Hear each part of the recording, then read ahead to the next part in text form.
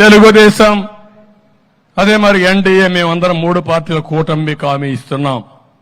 మీ ఉద్యోగాలు తీసేయం, వాలంటీర్ వ్యవస్థ కొనసాగిస్తామని మరొక్కసారి మీ అందరికీ హామీ ఇస్తున్నా. ఉగాది రోజున పండుగ రోజున తీపి కబురు మీకు అందరికీ ఇస్తాం.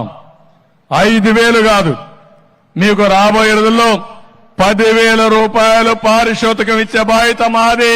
ఇవాళ కొత్తగా వాలంటీర్లకు కూడా గేలం వేస్తున్నాడు చంద్రబాబు నాయుడు.